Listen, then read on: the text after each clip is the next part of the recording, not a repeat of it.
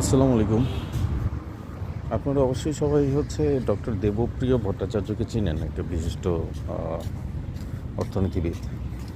তো উনি বাংলাদেশের অর্থনীতি নিয়ে বিভিন্ন বিশ্লেষণ করে অনেক আগে থেকেই। তো আমি ছোটোবেলা থেকেই ওনার অনেক বড় একজন ফ্যান। পরে যখন রিসেন্টলি আস্তে আস্তে কিছু কিছু জিনিস স্টাডি করা শুরু করলাম, তখন দেখলাম যে টোটাল রাষ্ট্রের এগেনস্টে প্যারালাল একটা সিস্টেম ম্যানেজমেন্ট আছে। হ্যাঁ, এবং এই ম্যানেজমেন্ট সিস্টেমটা সম্পূর্ণ রাষ্ট্রের এগেনস্টে স্টেপ বাই স্টেপ এক একজন এক একটা লেভেলে কাজ করে। এটা হচ্ছে বাংলাদেশের অ্যাকচুয়াল অবস্থা। তো এই যে টোটাল সিস্টেমটা, প্যারালাল সিস্টেমটা রাষ্ট্রের এগেনস্টে যারা কাজ করে, অর্থনীতিতে এই জায়গাটাকে মানুষের মধ্যে একটা বুকাজ একটা কনসেপ্ট মাথায় দিয়ে রাখার কাজগুলো করে এই দেবপ্রিয় ভট্টাচার্যরা।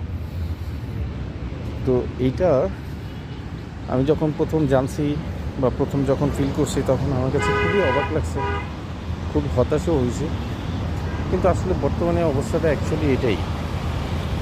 উনি রিসেন্টলি একটা স্টেটমেন্ট দিছে, সেটা অন্তর্বর্তীকালীন সরকার নাকি ঋণ ঋণের যে ব্যাপারটা, রাষ্ট্রীয় ঋণ যেটা আছে, সেটা নাকি খুব নাজুক অবস্থা রেখে গেছে। তো এইগুলো যদি শুনি এখন, তাহলে ইচ্ছা করবে না যে জুতাটা খুলে মারি কতক্ষণ। তো তোমার আগের পীর যারা ছিল, তো ক্ষমতাচ্যুত হয়ে যারা ইন্ডিয়াতে চলে গেছে, তারা কি খুব ভালো অবস্থানে রেখে গেছিলো? তখন তুমি এই স্টেটমেন্ট দিতে পারো নাই কেন?